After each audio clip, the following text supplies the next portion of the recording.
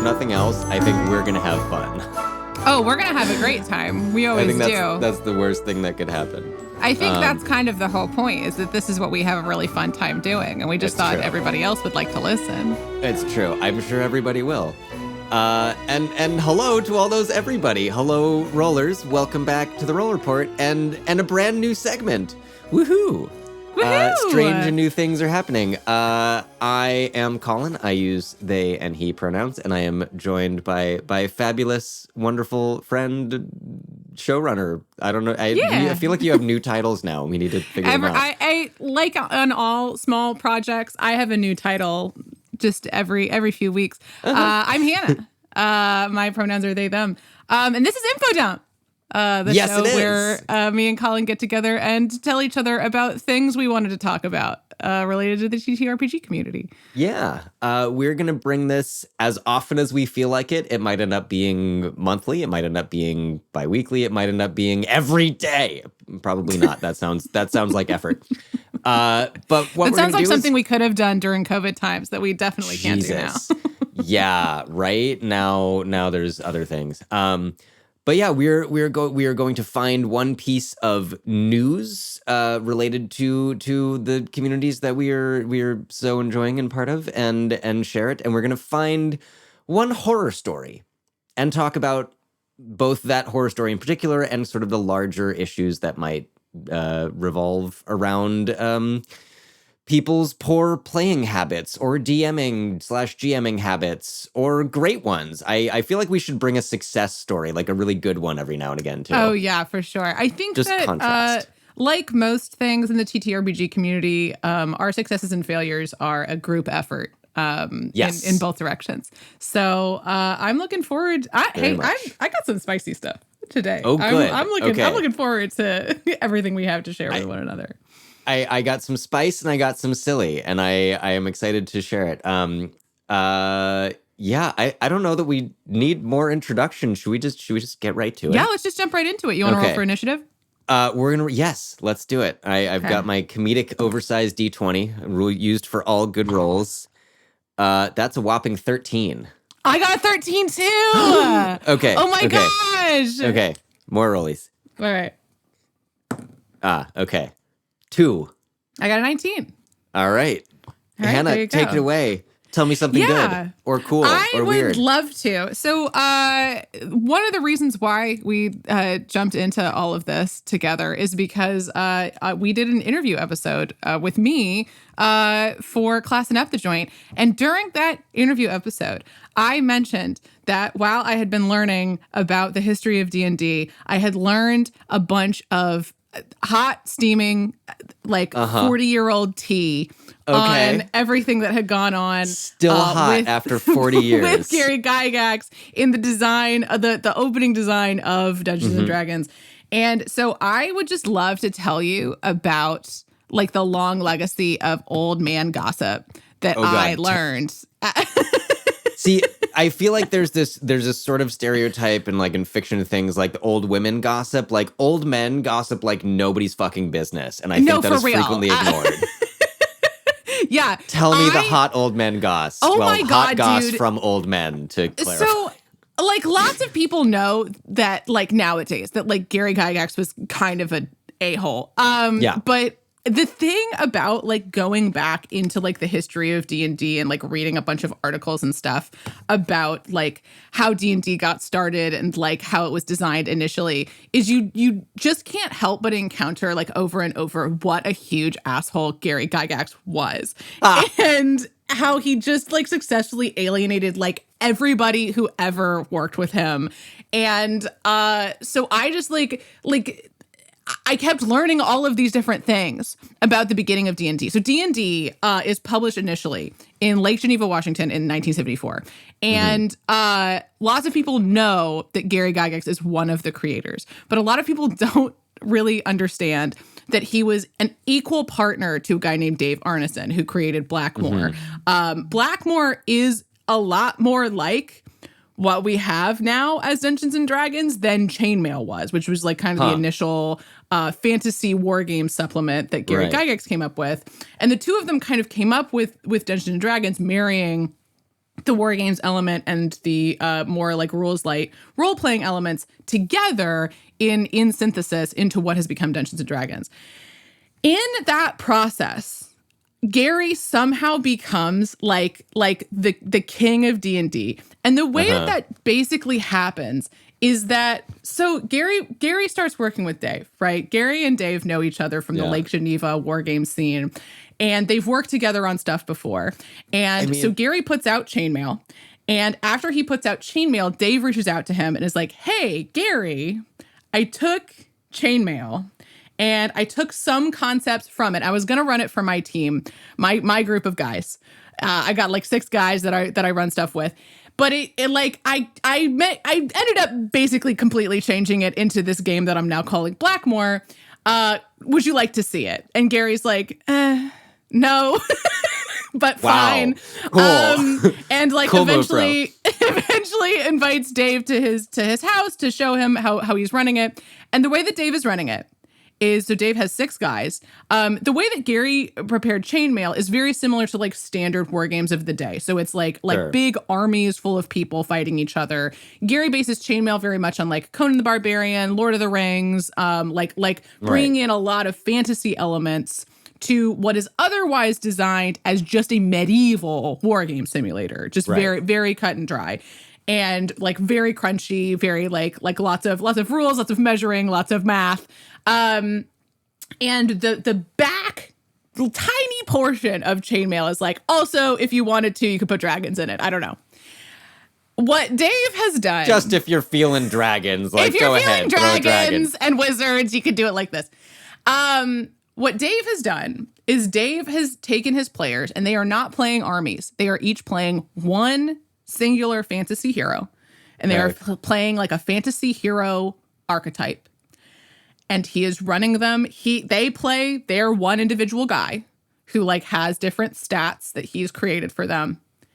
And he runs everybody else, including describing the environment that they're moving through and the monsters that they're fighting. They're fighting fantasy monsters, and he is running them through a dungeon. This is what I'm hearing is that Dave Arneson actually invented D&D, and we should just remove also Gary Gygax's name. And to be clear, there's a lot of nuance here, right? Like, sure. I'm not a historian, I'm not an expert on this stuff. This is what I've gotten from reading like articles and stuff like that. There are people who were there at this time that are still around and could probably lend nuance to this story. But hey, if any of those people are listening, I would love to talk to you about the beginnings. Would love to hear more from you. Please. But so they basically, Gary does have the sense to look at this and be like, this is something big. So they kind of get together. They create the base rules for D&D. And Gary decides that he is going to incorporate. So he starts TSR. TSR is, what does it stand for? I'm so used to calling it TSR. It's Tactical Studies Rules. That's right. It's the reason why is I'm like, that's a weird. Anyway, so TSR. It's a weird name. TSR is founded in October of 1973 by Gary Gygax and the late Don Kay. And it basically, because Gary is not able to find a publisher, he basically like keeps going to game stores and being like, this is my idea. And they're like, we're not sure how you're going to market that after you sell the books. And he's like, don't worry about it. We've had a whole other conversation about the lack of business plan that they had. But yes. So Gary starts TSR with Don Kay, and he puts Dave on payroll, but he does not really involve Dave in the company because he says Dave has no business sense. He's like, Dave doesn't have a mind for business. I'll take care of this. It's fine. Bold claim. By the time they publish from 1977 to 1979, they are rolling out the first versions of the Monster Manual, the Player's Handbook, the DM's Guide.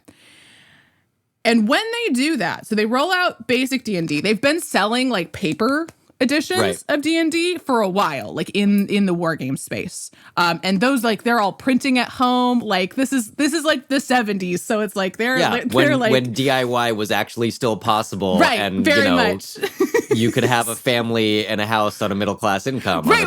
So anyway. They're selling these for like $7.50 at war games conventions and stuff like that. And this is basic D&D. And this is like still at a time where like you could call Gary's house and he would answer questions about the game for you. So it's like still very small at this time. Once they do like an actual printing of the books, they print 2 versions. They print basic D&D, which is the D&D that was in all of those pamphlets, right? It's almost exactly the same, unchanged. That is the game that Gary created with Dave. They also print at this time advanced D&D, which is designed for like, okay, you've been playing basic D&D for a while. This is like that, but taken to another level. Gary claims that advanced D&D is so meaningfully different from basic D&D and that he created it without Dave's input. So Dave doesn't need to be credited for advanced D&D. And he is not entitled to any of the royalties from advanced D&D. And that becomes a big issue because there are a lot of royalties from advanced D&D. D&D really pops off at this point. And so Dave, I mean, this being America, I was going to say, I assume the next move is a lawsuit. Dave sues him because, he should. So he sues him and he wins. And then Dave is like, I'm fucking out. This sucks. Pay me my royalties. I'm never working with you again. I'm out of here. And so he takes off. But D&D is doing gangbusters, right? Like by 1983, they're selling 600,000 units. That's huge in 1983. Yeah. They are making really, really, really good money. And Gary is a millionaire, and Gary separates from his wife of many years and moves to Hollywood to start doing cocaine and also start shopping around D&D for like TV and movie options. Is this where we get the beloved Saturday morning cartoons? It might be. Yes. Okay. I believe this is where we get the cartoons. Like he is shopping it around to a lot of people. Okay. So at this time, while he's in Hollywood, obviously, like he's spending money like the money's going to keep on coming. By 1984, of course, they're not anymore. You've sold D&D to everybody you can sell D&D to. They sell less than 200,000 units. Like things are not good. So Gary has left in control of TSR. The brothers Bloom, Brian and Kevin, I believe. And the brothers Bloom, he brought them in and honestly their entire family, right? Like this is like a family operation, which is kind of crazy for the amount of money that they're handling at this point. And so things are getting crazy back home. And basically what happens is Gary finds out the brothers Bloom are shopping around TSR because they are $1 million in the hole and they need to sell the company before it goes bankrupt. And so they're trying to do that. Gary's in Hollywood, has no idea. Gary comes back.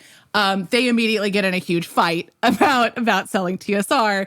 And they're like, we need capital. Can you bring in capital? And Gary's like, well, I have a screenwriter friend who is a trust fund baby.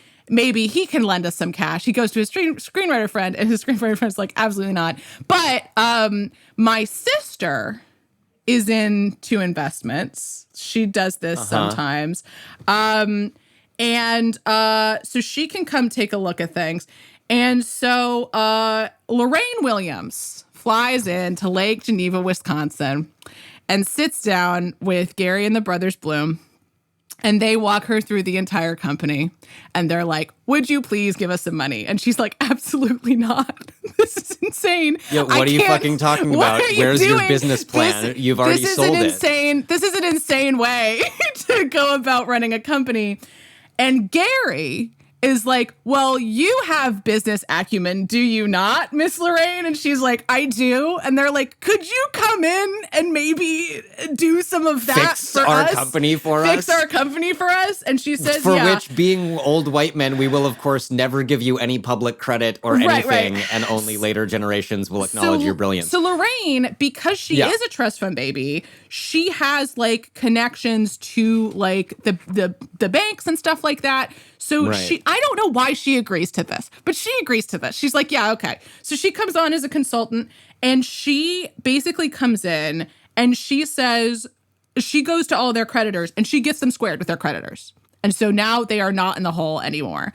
And Gary's like, great. And as soon as they're not in the hole anymore, Gary goes after the Brothers Bloom. And Gary's like, you guys are idiots. You shouldn't be here anymore. Like, I want you both gone. So, which is a choice. And so what happens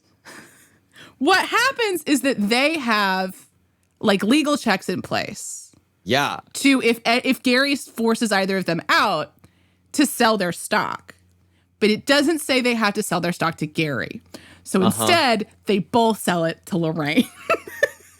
Oh, what a lovely little fuck you on the way out. Like, oh, that's so smart. And this is Good all job, happening. And this Bloom. all happens within like a series of months, right? This all happens within like a series of Lorraine gets there, gets them solid. Gary goes after the brothers, and they're both like, fuck you. They give all their stock to Lorraine. And Lorraine, who didn't want to put money into this company to begin with, is suddenly owns 2/3 of it. And it's like, yay. Gary freaks the fuck out. Lorraine says, hey, sorry, like, Gary. Part of the argument that he and the brothers were having is that he accused them of bankrupting TSR by mismanaging funds, and they accused him of mismanaging TSR by spending all the money on cocaine and buying like 40 company cars. And they're like, I mean, who can say who is correct? Who's to say who really bankrupted the company? I think they're all probably at fault. Like, none of them had ever managed a company this big. Like, this is a big undertaking. So Lorraine comes in and is like, Gary, I own 2/3 of the company now. I am more than happy to settle up with you, right? You can sell me your shares. I will give you a generous settlement. I know what you are interested in is continuing to get very big royalties from the game and continuing to be the face of D&D. We can settle that up. We can make that happen. You don't need to run the business. You don't need to run the business to make that happen. Conventions and whatever. You can go do that. Gary is pissed, so Gary says no. Gary sues her, but only after trying to have her fired and replaced by the woman who would be his second wife. Very cool. Also, not the way that works legally. She would still own 2/3 of the company. Don't know what his plan was. Doesn't really. Dumb. But so he goes to court, of course, and the judge is like, And he's like, well, but see, Brian and Kevin, we had this agreement orally that they wouldn't actually do this. And the judge is like, yeah, okay. Didn't she try to give you like a really generous settlement? And Gary's like, yeah. Didn't she try to buy you out very nicely? Right, and very she, nicely. In fact, and you still said no. owns 2/3 of the company no matter what. Right. And didn't you try to have her replaced with the woman who you're dating? And Gary's like, well, yeah. And the judge said, yeah, go to hell. No, I'm not. No, she's fine. She hasn't done anything wrong. What I love about this is there's this amazing. It's not even weaponized. It's just like general male incompetence that is just continually on display over and over again at like every turning point in TSR's history while it is controlled by white men. Yeah. So that's how Gary lost control of TSR.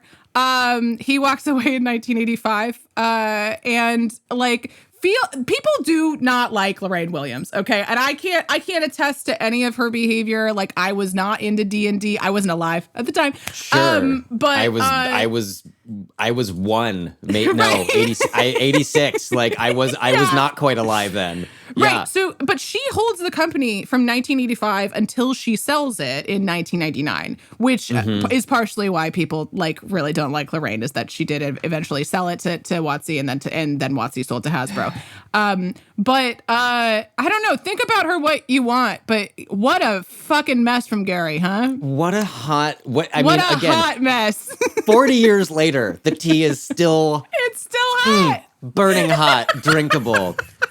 I want to know more about Lorraine's tenure and like how she actually was as the head of the company, because it's all good. It's all well and good 40 years later to be like, man, you sold it to the eventual capitalist hellscape it will become.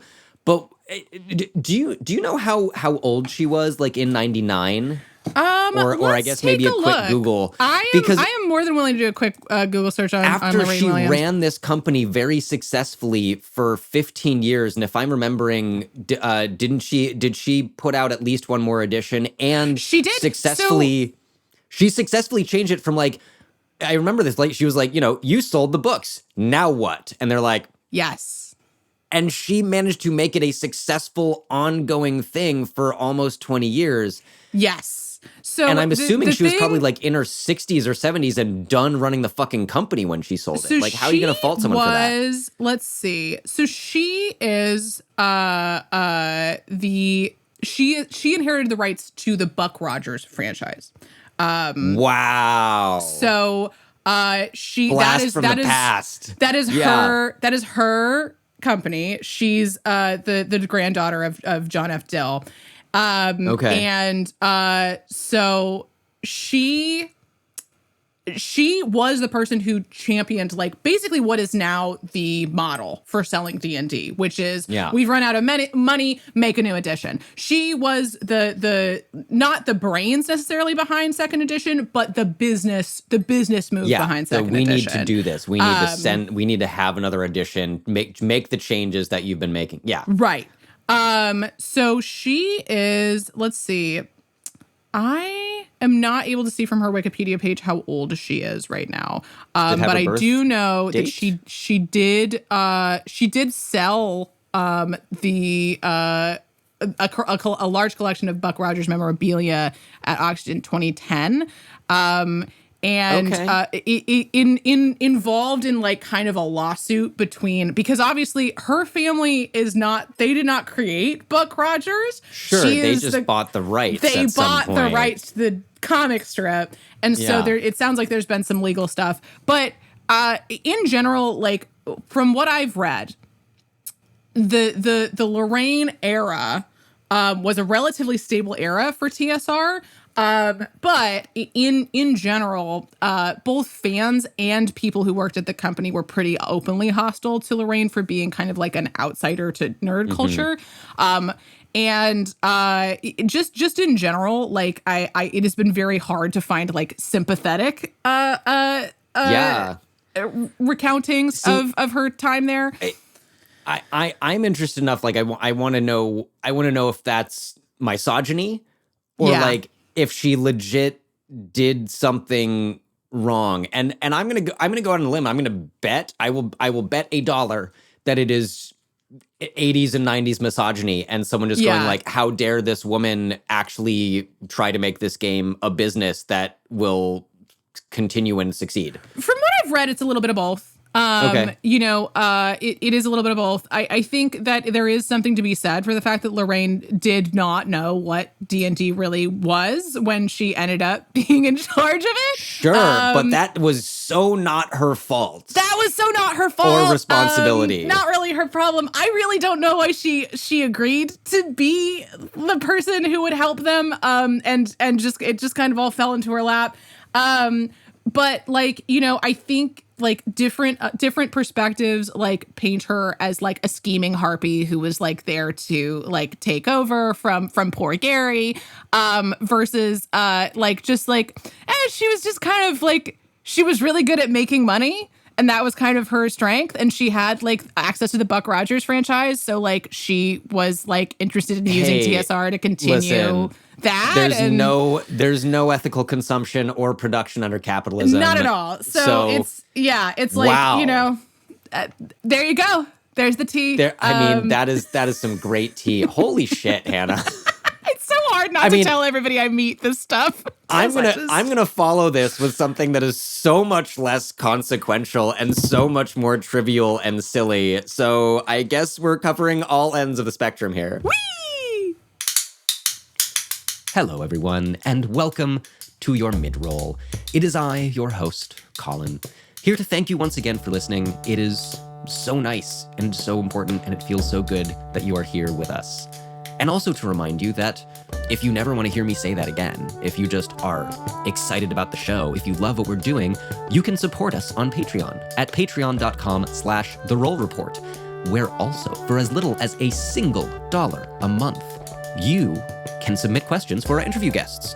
Only our friends and supporters on Patreon can submit questions, and only they will get to hear the answers. We've got some really incredible guests coming up as usual, and if you want to hear their answers to your questions, head on over to Patreon. Also, you can follow us on social media. We are at The Roll Report Cast on Instagram and TikTok, and now on Blue Sky. Ooh. Follow us there for announcements about upcoming guests once they have been booked, and then you will find out if you have interesting and amazing and unusual questions for all of them. But thank you so much for listening. That's really all. We are so grateful you're here with us and hope you are enjoying this episode. Back to the show.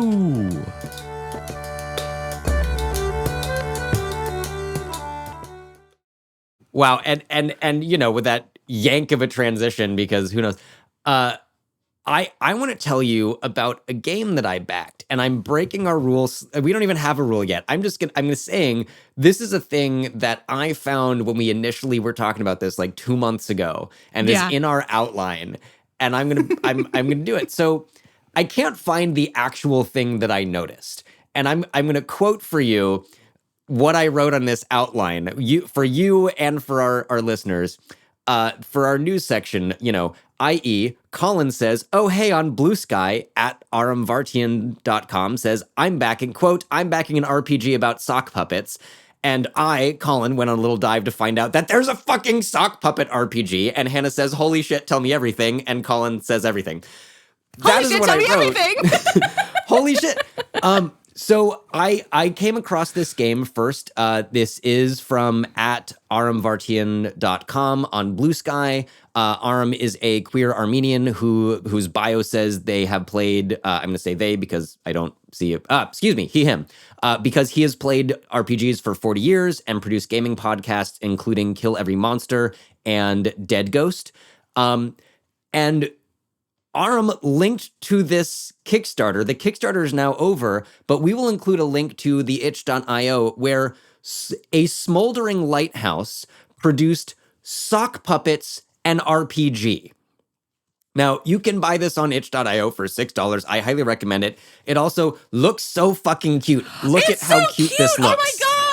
If you're in a listening medium, Colin is showing me the book, which is like Technicolor. It has these beautiful, cute, cartoony, like almost Muppet-like illustrations. Oh, they're so cute. Sock Puppets is written by Kurt Refling and illustrated by Zan for 3 to 6 players. This is a game where you and your friends, whoever is playing, take on the roles of both the actors and the sock puppets behind a popular to failing children's TV show. It is structured as improvising an episode. The game runner is essentially the director who is keeping time, and the players can, you start with making your sock puppets if you don't already have some puppets, and then each of the actors has weird relationships, weird person agendas. For example, someone might have a side hustle. You're trying to get sponsored by Jewel, and so your puppet keeps like fucking hitting a Jewel. Have you met my amazing pet cat? Your puppet keeps trying to and then the puppets are also insane. And it is a 40, 80 minute game, depending on how you stretch it out. But like, that is the entirety of it. Like, sock puppets and the actors who get to bicker with each other on like the commercial break. That's so good. It is so good. So good. I'm like breathless. I'm like, the idea of like showing up to an RPG game where you get to sit there and make a puppet for the first part of it. I'm gonna do like the really fast, like just the thing. So the game structure has a schedule. You do 3 12-minute show segments interspersed with 2 commercial breaks and an epilogue. And during the show, only the puppets speak. And this is when you're like, you know, oh, I, the actor, I'm trying to get my product placement. I, the actor, have an unrequited crush on the puppeteer of this other thing. Got it. And then during the commercial break, the puppeteers are going like, hey man, fuck you, why'd you eat my food in the break room? And like, and that's the whole thing. And the production might get canceled if the show is a fiasco. The puppeteers have personal agendas and relationships, which you mentioned a little bit. One of them that's really good, I think this is also a great structure of the game because there's great examples of these things. And also it's a good guideline to be like, yeah, let me make up something else. For example, puppeteer, your weird kink. Quote, look, it's totally fine, okay. Nobody would even know this was your thing if you hadn't drunkenly told everyone at the cast party. And so what if you keep looking for excuses to talk about it on the show? It's not a sex thing for anyone but you, anyway. Oh, pick one or make your own. Mashed potatoes, statues, and shrinking. Oh my God. Oh, that's so good. Oh, oh no. Relationships between the puppeteers include brown nosing, terrible roommates, ex-BFFs.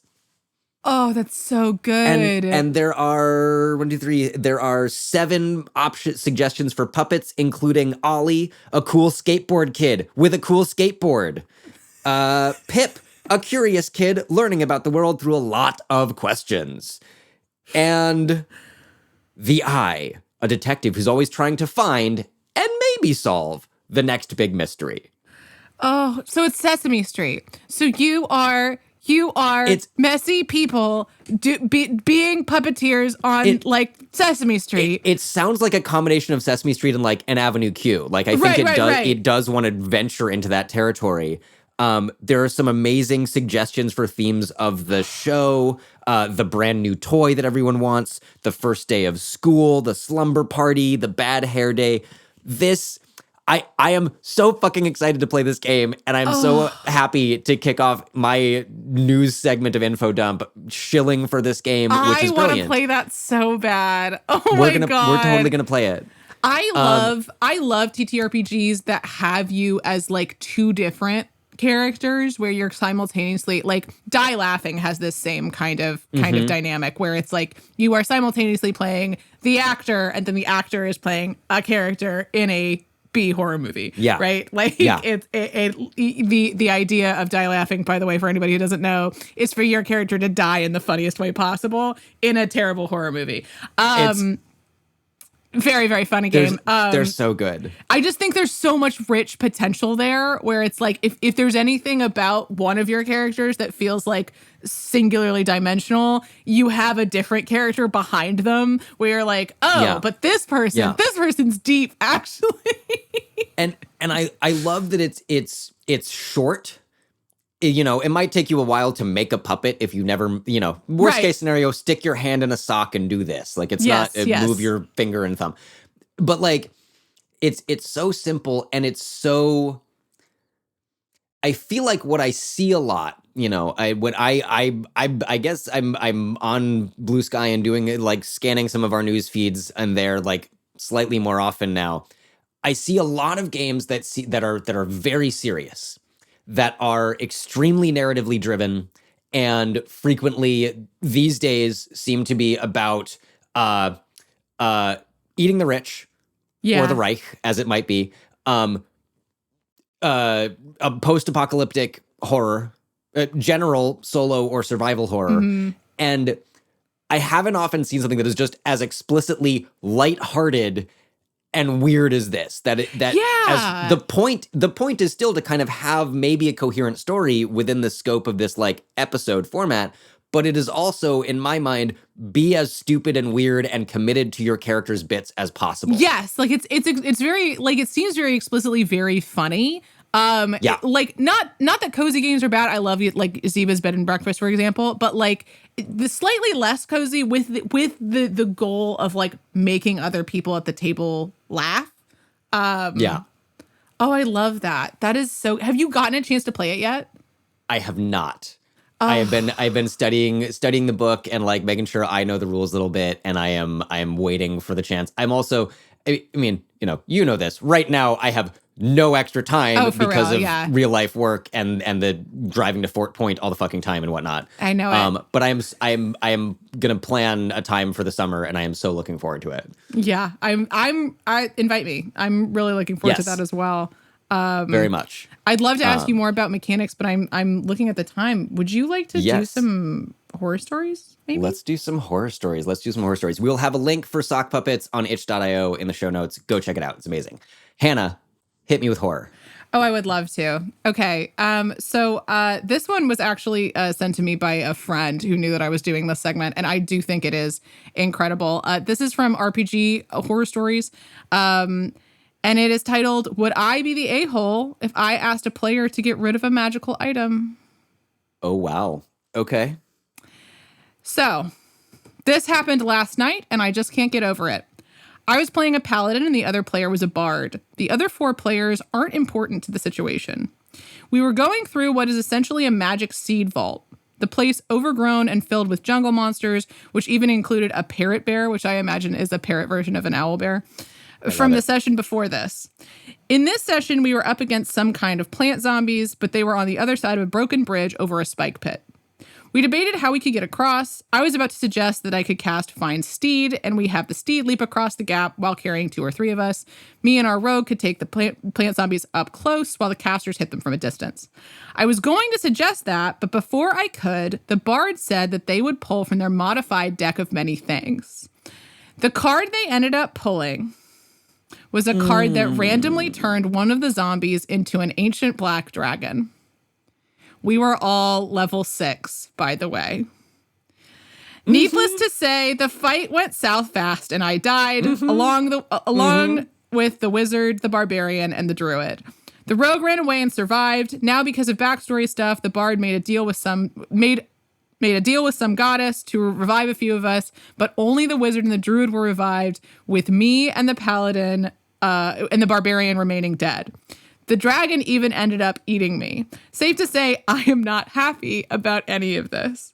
The DM said I might be able to bring back my paladin, but I don't think he would trust the bard after this, especially if they still keep those damn cards.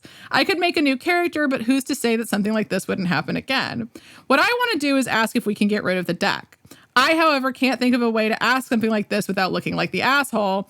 I want to keep playing and I love my group, but I don't think I can stay in this game if these cards are allowed to stay. What do I do? Would I be the asshole if I told the bard to get rid of the magic item that killed my character? I know it's an awful thing to do, to tell a player they can't have something, but I don't know if I can keep playing with it.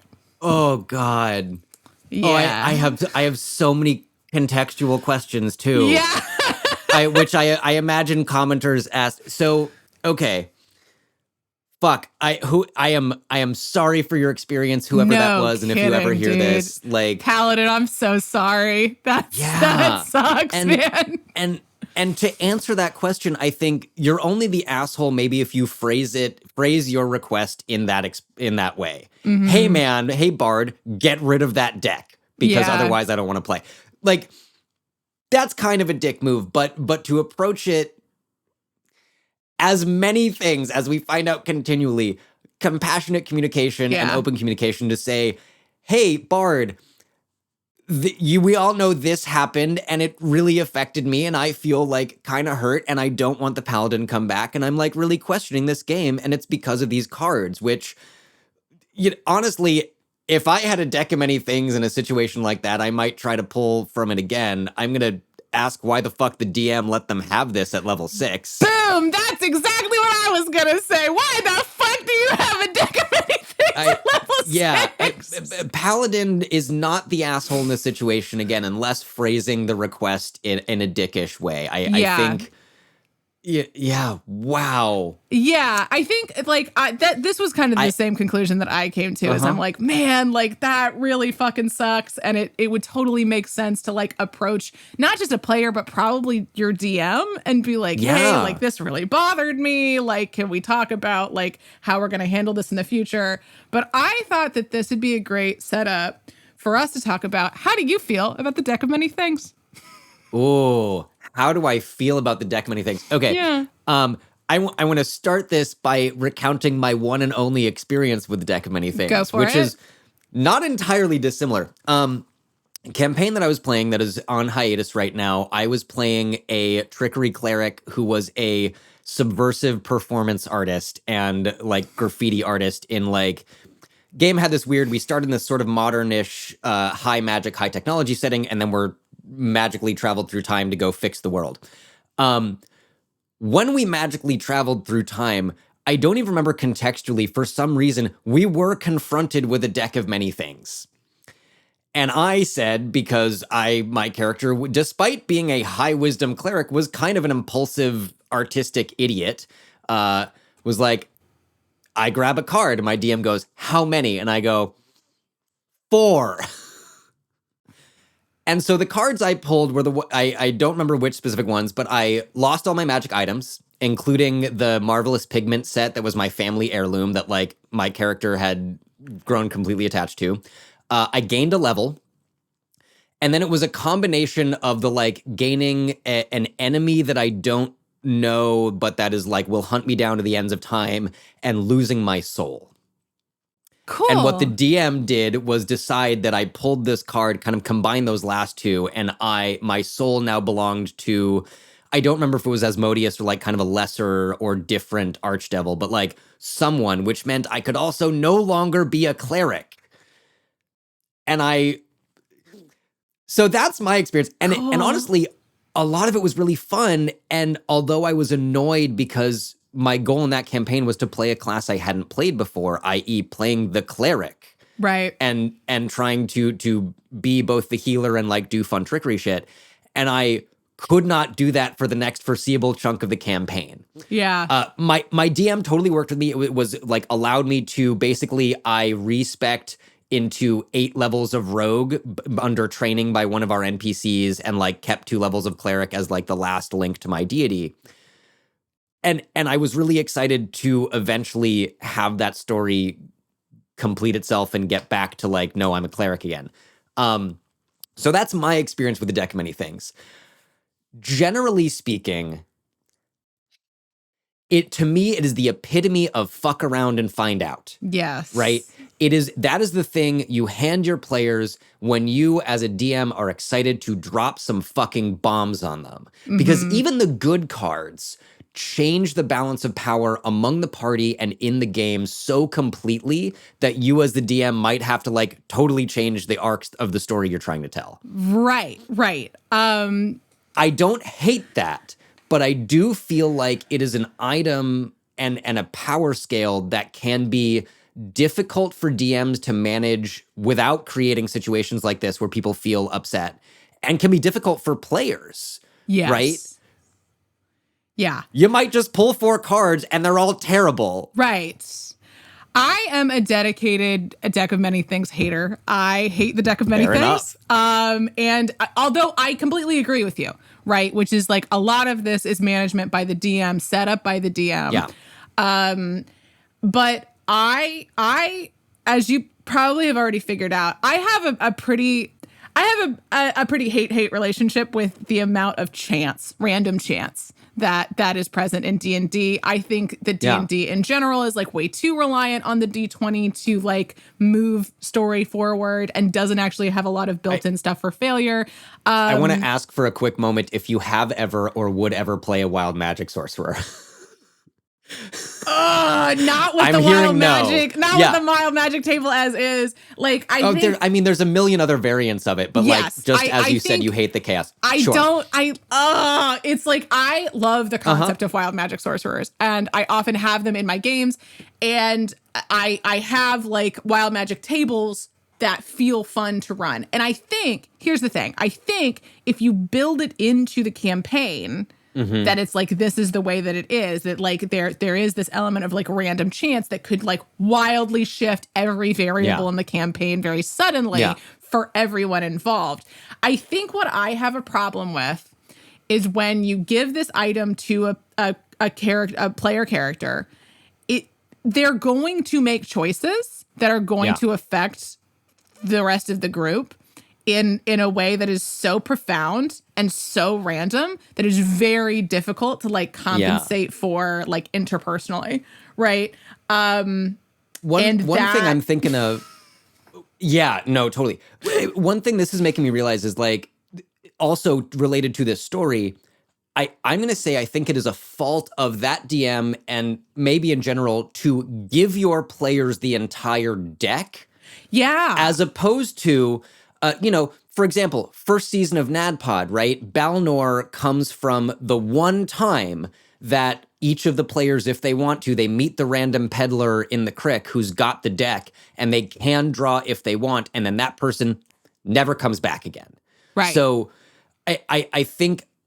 and maybe my question to you is, does that seem less horribly party potentially breaking if you're around level 6, 7, wherever the fuck, you're on the road, you meet the mysterious peddler at the crossroads who's like, want to pull from my deck of many cards? And, and so every player can get one.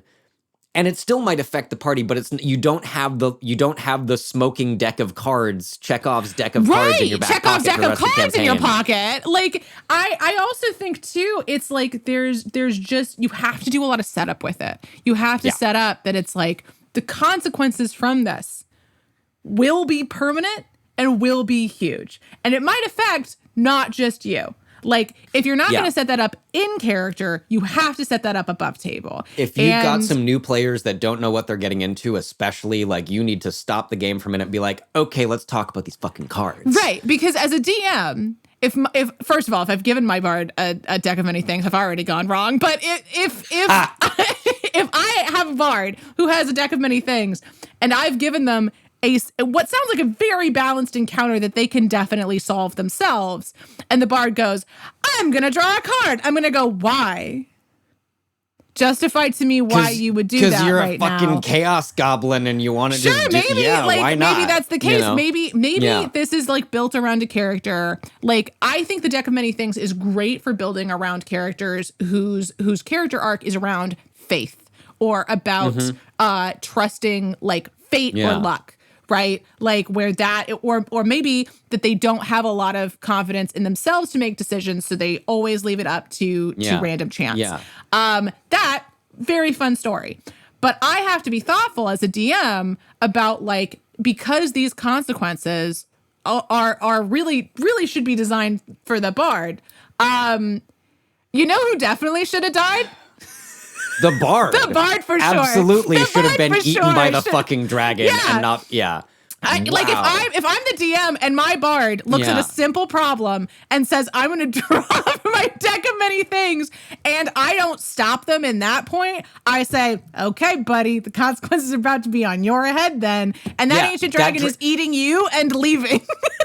That dragon should have been pissed to be summoned so peremptorily from its lair and look around and be like, oh, I'm an ancient dragon. You are holding those cards. Chomp. The rest of you, don't fucking bother me again, or that will be you sitting in my stomach. Right. And then maybe they send him on a big quest to go get the bard. That feels a lot better to me from like a party standpoint. Oh, wow. Then you just start a Delicious and Dungeon spinoff where you're like trying to hunt down the dragon and like cut the bard out of his stomach before the bard has been fully digested. Yeah. And minor spoilers for what and now first we're jump having of fun, okay? Yes. Wow. Yeah. I think my last thought on this is just kind of wondering, and I'm sure this is a thing. How many versions of Deck of Many Things are there? There's the canonical Wizards produced one or Hasbro produced one. I believe this is the second one. Actually, I believe that this is the what they confirmed in comments is this is the Deck of Many More Things. Yeah. So that is how it was modified. And just like the Wild Magic tables, there's like 9 million of them. There's ones that have like roll a D1000 because people are crazy and think of 1,000 Wild Magic effects. I'm just curious. Now I'm curious about what other editions exist because I like the ones that or I don't know, maybe what I'm after as I'm saying this out loud is a deck of lesser things that is still like it's more like the Wild Magic table in that it's not going to break your story. Right. Yeah. it's still positive and negative consequences, but it's more like, you grow a beard of feathers that lasts until you sneeze, or right. you accidentally cast fireballs centered on one of the yourself. best things on By the far. Wild Magic table. And turning into a potted plant is always one of my favorites. Extremely good. That has happened in 2 of the campaigns that I've been a part of, and it's good every time. Yeah. I think the comment that I would leave off on, which I think does embody like both where we're both coming from, is that the deck of many things should be a risk to the user, not to everybody around them. not immediately to everybody around them. Yeah. 100%. Yeah. 100%. Well, Paladin, we are on your side. We are on your side. Just with the caution to express yourself in I statements and your own feelings rather than demands and ultimatums. You deserve paid compensation for what you went through in this session. Yeah, you do. I mean, so I'm not gonna share some of the I maybe for a future episode, like the horrible my character was assaulted in game by another party member, which is a whole other someday we'll get into genre. that. Today, it's a whole genre. Today I've chosen one that is very explicitly the DM is wrong. Because I think it is simple, and it's a good illustration of how this game, the thing that I keep harping on, the game is collaborative. Yes. It cannot be, it can never, not cannot. I think D&D and other RPGs should not be one person star of the show, whether that person is the DM or the main character energy of one of your players. Completely agree. So, this comes from r/D&D horror stories. DM on a power trip. Again, not as bad as everything, but I have a great D&D group for which I typically DM. However, one of our players, let's call them Jay, has taken up DMing. They've been running great campaigns for a few years now, and I genuinely enjoy being part of them. They've just announced their next campaign, and of course, everyone in the group is excited. We all get the lore doc and other campaign stuff to read, and everyone gets to work on making their characters. The setting for this campaign is essentially a giant dungeon. Everyone is trapped in a town at the bottom. No one has been to any of the higher levels except the one directly above the town. The poster floats an idea to Jay about playing a character who studies the traps. Another person wants to play a wizard who wants to go into the dungeon to be a hero. Another one wants to play a cleric who tends to the graves of the town. Simple ideas, but relatively normal concepts. Not to Jay. Jay sends each of us individually a personalized tirade about how no one has done anything that can even remotely work and no one understands their setting. Cool. Okay. So now everyone gets to work making a new character. This time, I decide to make a character inspired by Orpheus, except going up into the dungeon rather than down into the underworld. Cool. Others make their own ideas, all of which seem to work well to my understanding. Right? That is a very cool concept. That's a very cool I'm concept. super into it. However, once again, everyone is lambasted, called, quote, too stupid to make a character that fits the setting, and all sorts of things like that. Then, Jay starts going off in the campaign server about how, quote, no one understands their stories, and saying that they make too high concept of games for us to even comprehend. The lore doc is taken down as they plan to rewrite it to remove any chance for confusion. Shouldn't you have done that? Right? Maybe it's just me. Feels like the DM is on some kind of power trip saying everyone is an idiot compared to their narrative Maybe genius. it's just and you, also baby, not to be petty, but their campaigns have been about going to an adventuring academy and being part of a thieves guild before this. Fun games, but not exactly groundbreaking concepts only a true genius could understand. That is my... As a DM, your job is never to tell your players they're stupid and don't understand your concept. Can you imagine looking your friends in the face and being like, you're too stupid to understand my dungeon world, army? My narrative concept is too high-powered for your tiny little brain, and your character ideas are bullshit. I never understand insulting people rather than telling them what it is that you want them to change, right? You had two chances here to really help your friends understand. Clearly there's some kind of fundamental misunderstanding of what he's looking for. And it's possible that maybe the explanation has just gone out to the group and they've interpreted it in a way that is not what he's intending. Although I now have a question of like, oh, did you just want to assign roles for your book? Is that what this is? Like what there's no part of me that understands how any of these concepts don't work. I don't know. There are some comments and some responses from the original poster, just kind of trying to do this, but like, yeah, there's a specific, like, it sounds like they're doing Delicious in Dungeon where you go up instead of down. That's great. And the poster's like, that's what I thought, but Jay vehemently denied it and insisted the campaign is supposed to be grimdark fantasy and we don't understand it. Like, okay.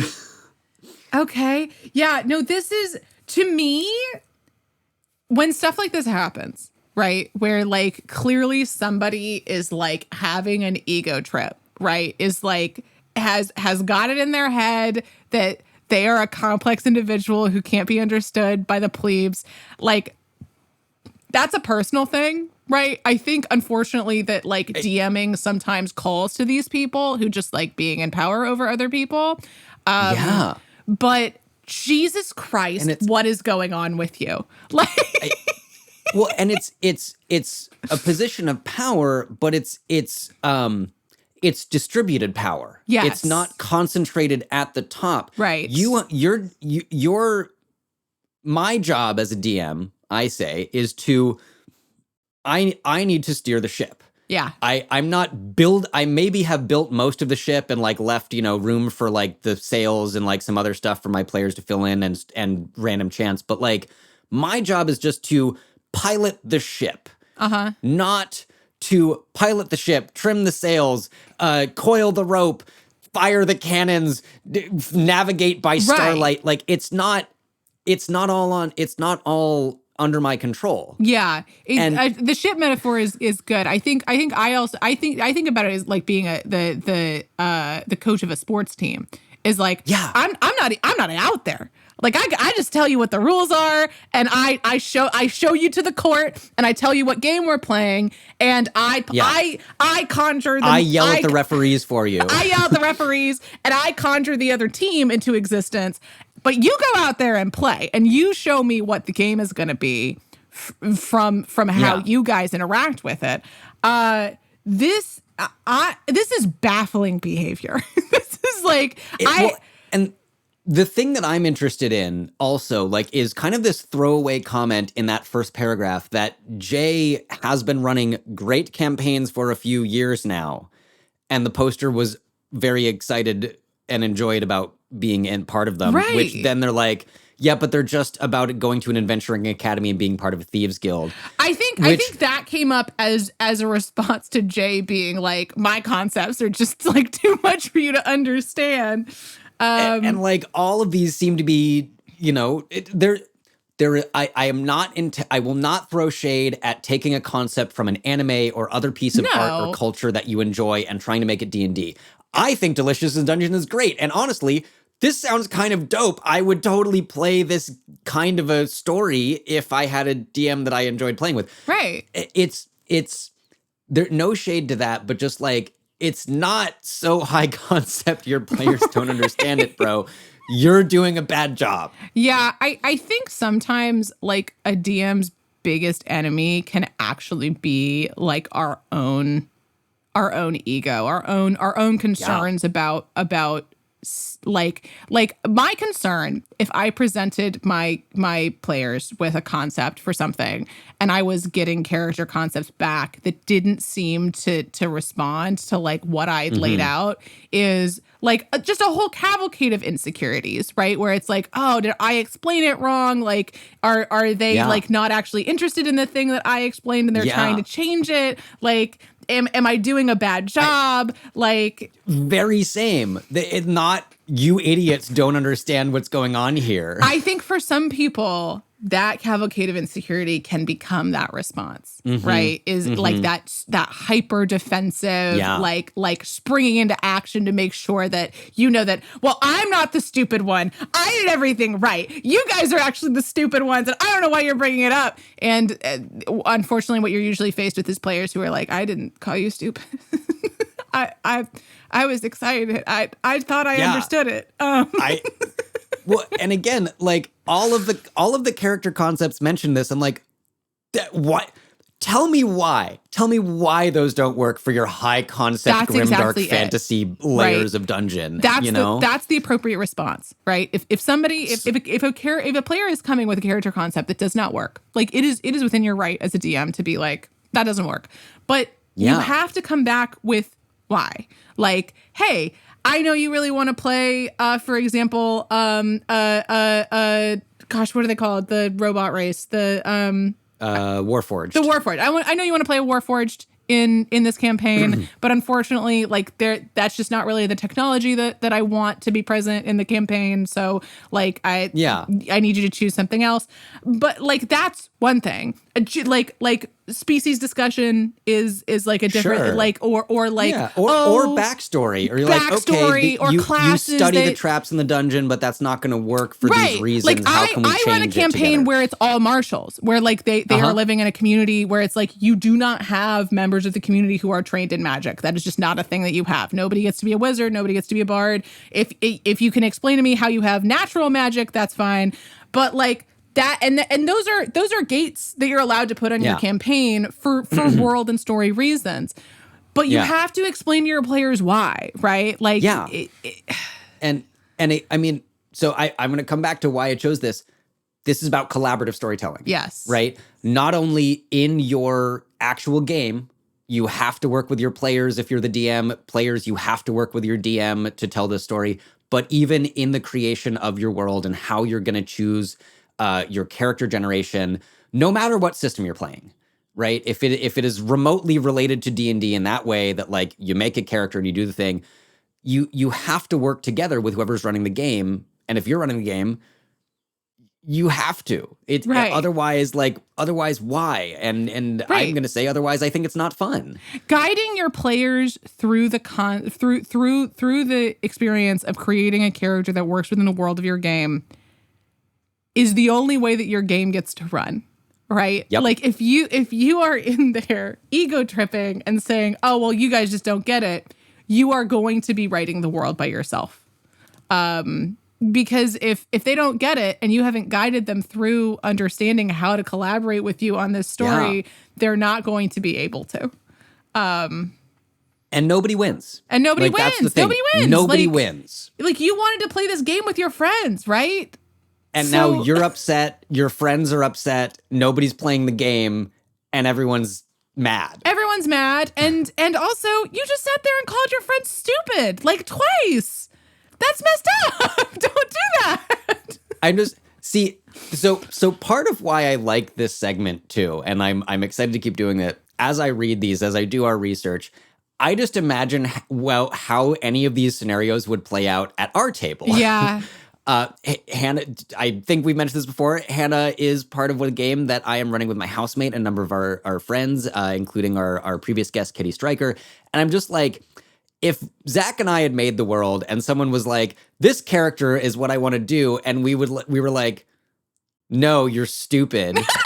Like, none of our players would put up with it. They would be like, hold the fucking phone. Excuse me. Colin, like, excuse you. Would you like to try that again? And be like, oh my God, I'm so sorry. That was just like a horrible reaction. Right. Because it doesn't work for this story reason. And if you were really attached to that, let's talk about how we can make it work, you know? Like our table, I'm not going to say exemplifies how to good communication, how to play together, because I think exemplifies a weird word, but like this kind of shit wouldn't fly. Would never fly. No, it's so puerile. It's so like this is the kind of behavior I would expect from like a middle schooler, not from like I would hope grown adult. Actually, maybe I don't. Sometimes hope. Hard to tell. Maybe I do hope that this is a middle schooler, and that's the problem. Is that these are middle schoolers and high schoolers, and they still haven't learned that if your friend's doing something you don't like, you don't just get to call them stupid. You actually have to solve the problem. That's not how this works. What a trip. Well, I mean, you know, we're gonna keep diving into way more of it, and it's only gonna get better. Question mark. For a given quality of better. Well, I just love talking to you. I know. This is so great. Yeah. Yeah. I think on that note, DMs do better, players do better. Everybody do communicate. better. Communicate. Everybody, like, the world's hard enough. Your fantasy worlds should be collaborative. Like, yeah, at least from a creative and standpoint. treat people nicely. The conflict is supposed to stay in character. Even hey, Gary didn't learn that, and look what happened. Look what happened to Gary. Look what happened to Gary. And poor Dave Arneson. Let's pour one out for Dave Arneson. Pour one out for Dave Arneson, you know everybody. I'm going to pour one for Lorraine Williams, because without her, we might not have D&D in the shape we do now. You know what? At all. I'm with you on that one. And I'm gonna maybe try to do some research on her for the next info dump. I would love that. We'll see. I'm not going to commit to that just yet, but I'm interested. Yeah. The thing is, there's so many different things that you can learn about in the world. And I look forward to both telling you about them and learning more about them next time with you. Very same. Very same. On that note, if you like what you hear, follow us on our social media that Hannah runs. Yeah. We are at The Roll Report Cast on Instagram and TikTok and Blue Sky. If you really like what you hear, you should support us on Patreon so we can do this more at patreon.com/The Roll Report. Hannah, where can people find you and all of your cool art? Did you know Hannah is an available for commissioned character portrait artist? I sure am. Where can they find you? I am. You can find me at Booger Queen Draws, really everywhere. I'm the most active on Tumblr at the moment. But I don't know. I might be seduced back to TikTok given enough time and personal sadness. So, hey, it hasn't been shut down yet. It hasn't been shut down yet. Honestly, maybe that's the update next time. We should see where the fuck TikTok lawsuit and forced sale is at, because it affects a lot of creators. It sure does. Yeah. And you can't find me, but you can find my cats on Instagram at NoGoodCats. Wow, I haven't mentioned that in a while, but yeah, felt there. appropriate. They're there, and we'll be back with more news and horror stories when we want to do that. Yeah, sometime soon. Yeah, and until then, I don't know. Roll on, you bears, as supporters of UC Berkeley sometimes say. I keep rolling.